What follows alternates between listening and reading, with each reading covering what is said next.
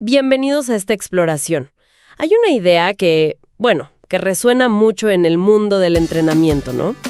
Algunos profesionales ajustan posturas, y está bien, pero hay otros que parece que catalizan transformaciones de vida enteras. ¿Dónde está la diferencia? ¿Qué es lo que cambia? Porque fíjate, el material que vamos a ver hoy sugiere que no siempre son los años de experiencia, ni la cantidad de certificados. Exacto. Y justo para ahondar en eso, vamos a revisar ideas clave de un texto, bastante interesante, Tribu Trainer 5.0, volumen 3, Mentalidad de alto rendimiento para entrenadores profesionales. Es de Ricardo Rueda Aguilar, material con copyright 2025, así que estamos hablando de perspectivas muy actuales. Buenísimo. El objetivo hoy entonces es como desentrañar por qué la mentalidad del entrenador es, según este texto, al menos, ese ingrediente secreto, el que permite generar un impacto, profundo y que dure, ¿no?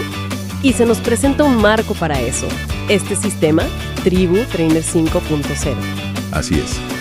Y mira, antes de meternos de lleno, creo que es súper importante entender desde dónde habla el autor. Ricardo Rueda no es, un académico que teoriza. Su visión viene de más de 20 años en la cancha real.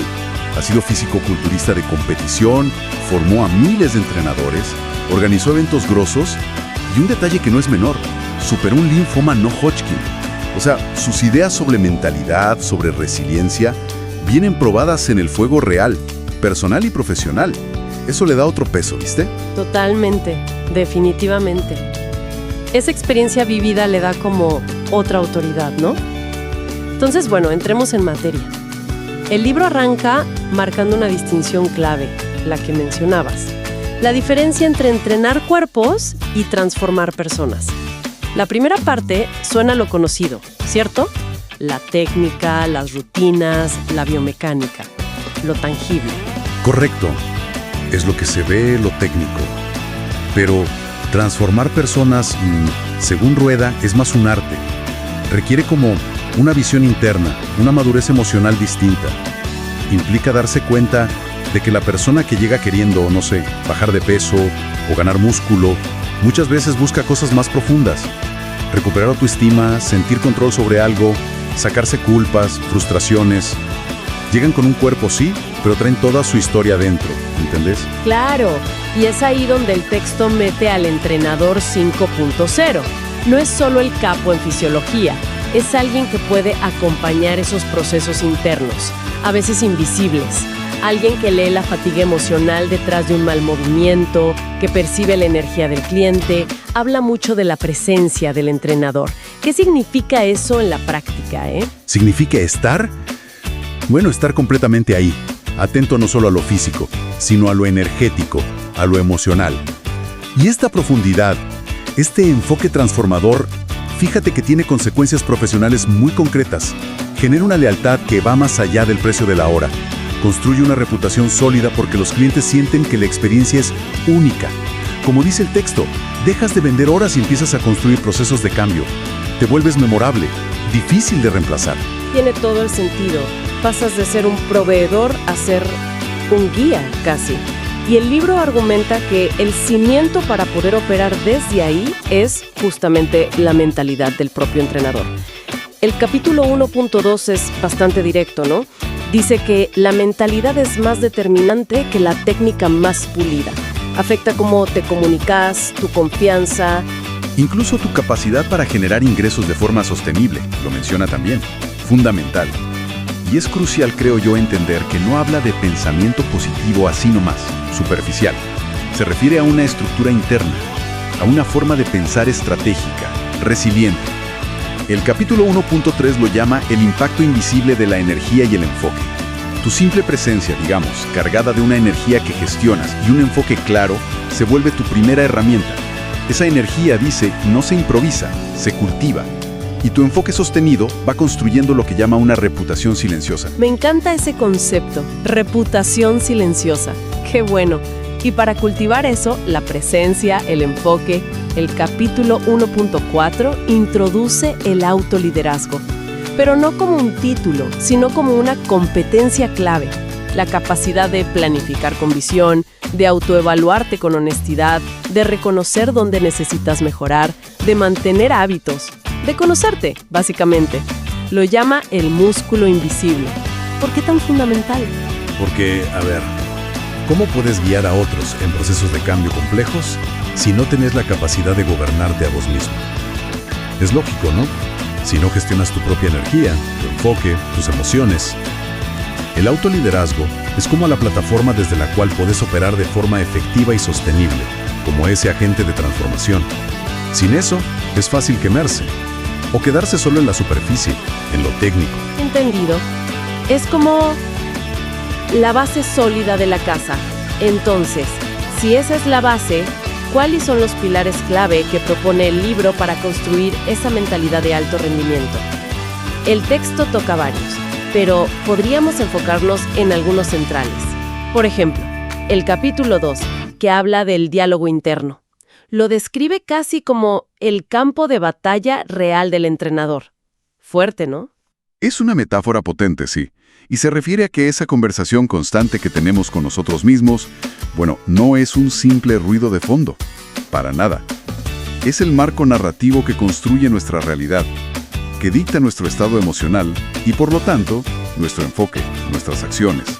Esas frases automáticas tipo, esto es muy difícil, no estoy listo para esto, o seguro que el cliente se va, no son pensamientos neutros, son programaciones que te limitan. Totalmente reconocible. Creo que muchos entrenadores luchan con eso, sobre todo al principio o en momentos medio complicados. El libro propone técnicas para manejarlo. Recuerdo que menciona etiquetar para debilitar. ¿Cómo funciona eso? La idea es crear distancia. En lugar de creerte el pensamiento negativo, lo observas y le pones una etiqueta. Como decir, mira, acá está mi vieja amiga, la voz de la autoexigencia. O, interesante, apareció el miedo al rechazo. Al nombrarlo, como que le quitas poder. Lo ves como un evento mental pasajero, no como la verdad absoluta. ¿Se entiende? Súper útil. Como desidentificarse del pensamiento. Me gusta. También habla de la reescritura inmediata. O sea, cambiar activamente el guión interno. Por ejemplo, si te pescas pensando, soy malo vendiendo mis servicios, reformularlo a conciencia. Estoy en proceso de aprender a comunicar el valor que aporto. Algo así. Exacto. No es autoengaño, ojo. Es dirigir conscientemente tu narrativa interna hacia una perspectiva más constructiva, más orientada a la acción. El capítulo insiste mucho en esto. Construir una identidad profesional sólida empieza por hablarte bien hacia adentro, por cultivar un lenguaje interno que te apoye, no que te tire abajo. Y eso conecta directo con otro pilar que me pareció fundamental, los hábitos sólidos, capítulo 3. Me llamó la atención que no lo presenta no tanto como fuerza de voluntad, sino como arquitectura. ¿Qué quiere decir con eso? Sí, es un cambio de perspectiva importante. La disciplina no es apretar los dientes todos los días, sino diseñar sistemas, implementar hábitos que hagan que lo importante ocurra de forma más automática. Eliminar la necesidad de depender siempre de la motivación o de andar improvisando. El texto es claro, la motivación está bárbara para empezar, pero es malísima para sostener el esfuerzo a largo plazo. Todos lo vivimos eso, ¿no? El fueguito inicial de la motivación que después, se apaga. El sistema Tribu Trainer 5.0 propone categorías de hábitos. De presencia, para ser visible, como crear contenido. De evolución, para seguir creciendo, estudiar, formarse. Y de contención, para cuidar la energía, la salud mental, planificar descansos. ¿Por qué esa estructura? Porque aborda las áreas clave que un entrenador necesita manejar para ser sostenible y efectivo, digamos. No alcanza con saber un montón. Evolución. Si nadie te conoce, presencia. O si te quemas por no cuidarte, contención. Funcionan como un sistema, ¿ves? Todo junto. Y cada hábito que mantenés es como una pequeña confirmación de la identidad profesional que estás construyendo. Además, resalta un hábito clave contra la procrastinación, el de empezar la tarea sin obsesionarte con que salga perfecta desde el minuto 1. Simplemente empezar. El libro menciona el caso de Laura, una entrenadora que aplicó esto para mejorar su posicionamiento digital. ¿Recordás qué pasó ahí? Sí. Laura, como muchos, sabía que tenía que estar online, pero se sentía abrumada. Al aplicar la estructura de hábitos, por ejemplo, dedicar bloques fijos a crear contenido simple pero constante, interactuar X minutos al día, empezó a ganar visibilidad. Y atraer clientes nuevos. No fue un golpe de suerte, fue porque su comportamiento se volvió intencional, repetido. La estructura le permitió actuar incluso sin ganas, y eso marcó la diferencia. La estructura le ganó a la emoción fluctuante. Qué buen ejemplo práctico de cómo la arquitectura de hábitos puede dar resultados tangibles. Y si los hábitos nos ayudan a actuar con constancia, el paso lógico que sigue el libro, capítulo 4, es dónde dirigir esa acción. El entrenamiento del enfoque. Lo llama el principal activo profesional. Y en esta era de distracción total, vaya si lo es. Una idea muy potente acá es la de enfocar la energía y la comunicación en lo que llama el 99%. O sea, la gran mayoría de clientes potenciales que no son atletas de élite, sino gente común. Ejecutivos, madres, gente recuperándose de lesiones, adultos mayores, que buscan mejorar su salud, su bienestar, su energía. No necesariamente competir. Entiendo. Es que a veces en redes parece que todos los entrenadores le hablan solo a atletas o a otros colegas, con una jerga súper técnica.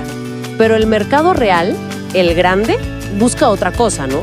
Pero ¿no podría limitar un poco el enfocarse tanto ahí? Al contrario, el argumento del libro es que al alinear tu mensaje, tu servicio, tu energía, con las necesidades reales de ese 99%, te posicionas como una autoridad relevante para ellos. Filtras el ruido, te evita competir en terrenos donde quizás no aportas tu máximo valor y te permite conectar de forma más auténtica. No necesitas hablar de métodos rarísimos de hipertrofia si tu cliente ideal solo quiere poder jugar con sus nietos sin dolor. ¿Se entiende? Visto así, es una estrategia de enfoque muy inteligente. Sí. Y para proteger ese enfoque, propone rutinas mentales. Una que me pareció interesante es el bloque de poder. Sí, es muy concreta esa.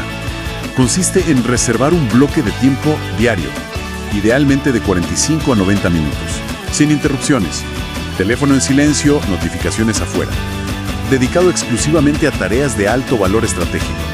No a responder mails o apagar incendios, sino a cosas que hagan crecer tu negocio o tu autoridad a largo plazo.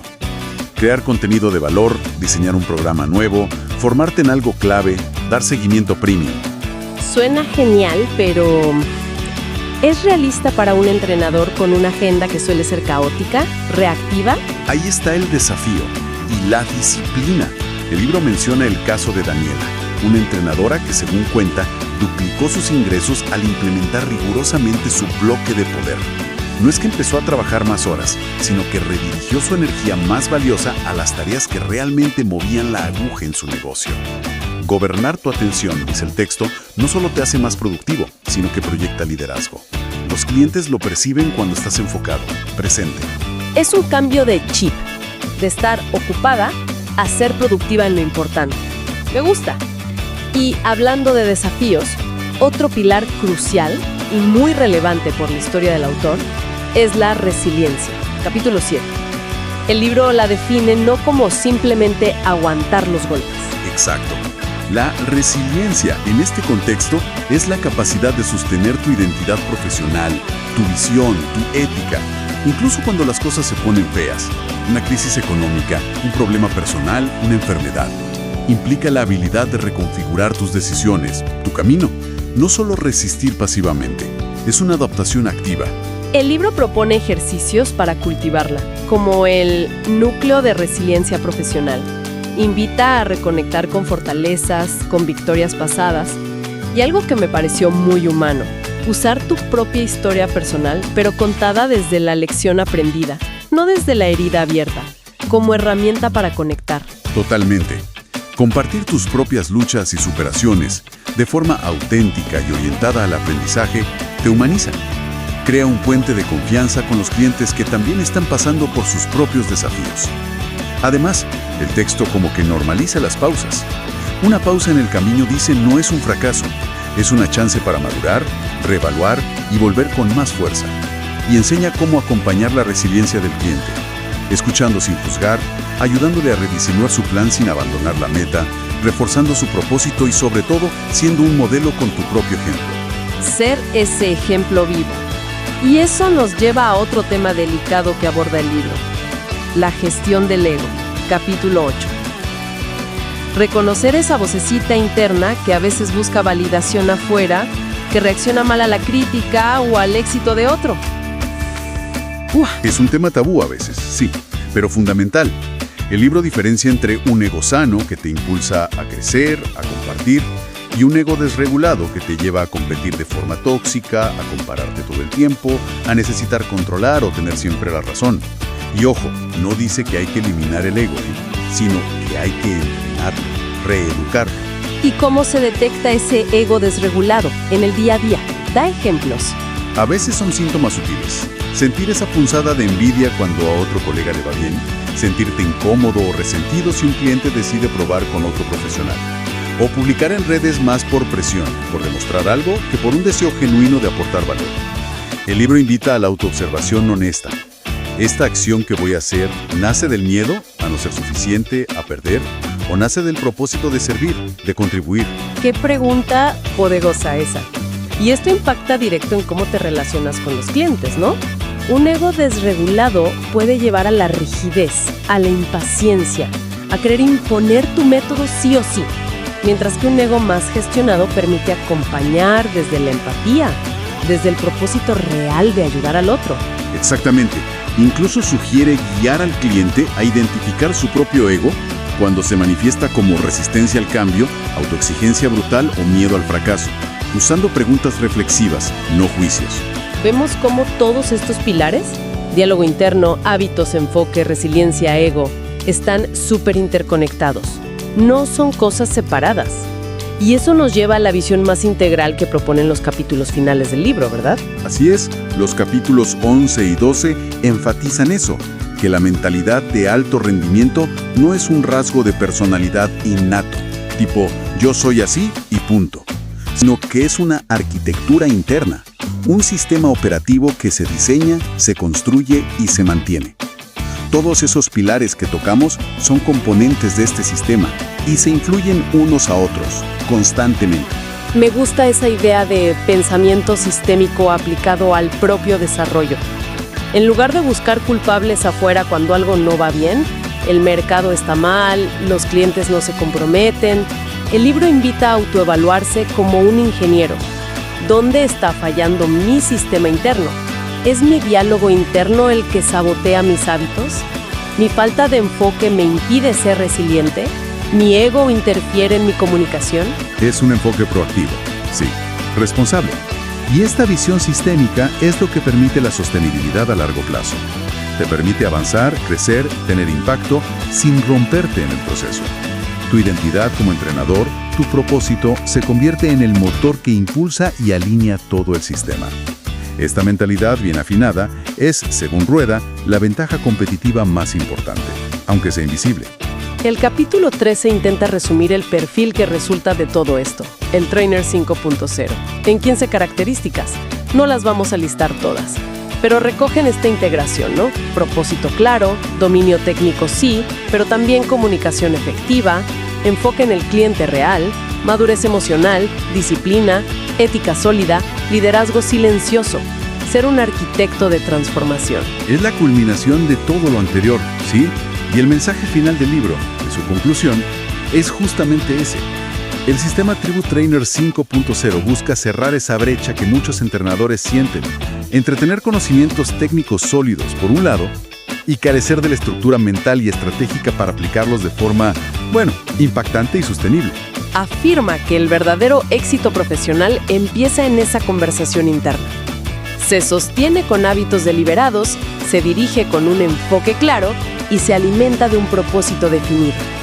Que los entrenadores que van a marcar la diferencia son aquellos capaces de generar transformaciones reales, éticas y duraderas en la vida de la gente común. El libro se presenta como una hoja de ruta para construir esa mentalidad como el verdadero cimiento de la profesión. Exactamente. Si tuviéramos que destilar la esencia de lo que propone Ricardo Rueda en este volumen, sería eso. Para un entrenador profesional que aspira a ir más allá de la técnica, cultivar activamente una mentalidad de alto rendimiento entendida como este sistema interno, bien diseñado, interconectado, diálogo, hábitos, enfoque, resiliencia, ego, narrativa, incluso el entorno que te rodea, es absolutamente fundamental. Es el motor que te permite pasar de ser un arreglador de cuerpos a un verdadero catalizador de vidas, de forma ética y sostenible. Es una perspectiva exigente, sí, pero también muy empoderadora. Pone el foco en lo que sí podemos controlar, nuestro propio mundo interior y cómo lo estructuramos. Y nos deja con una reflexión final interesante. Quizás, y esto ya es una extrapolación mía a partir del material, La herramienta más poderosa que un entrenador tiene para ofrecer no es el último paper científico que leyó ni la certificación más nueva. Quizás es la coherencia, la solidez y la evolución constante de su propio proceso interno. Si esto es así, la pregunta cambia. ¿Cuál sería esa pregunta entonces? ¿Cómo cambia la relación y el impacto que tienes en tus clientes cuando te ves a vos misma, no solo como una guía que tiene respuestas, sino como un ejemplo vivo y en constante proceso de esa misma transformación y crecimiento que predicas? Si tu propia evolución es tu herramienta más potente, ¿cómo la estás afilando hoy? Una pregunta profunda, sí, para que cada profesional se la lleve y la piense. Con esto, concluimos nuestra inmersión en las ideas clave de Tribu Trainer 5.0, volumen 3. Esperamos que esta exploración les haya aportado valor y, ojalá, nuevas perspectivas.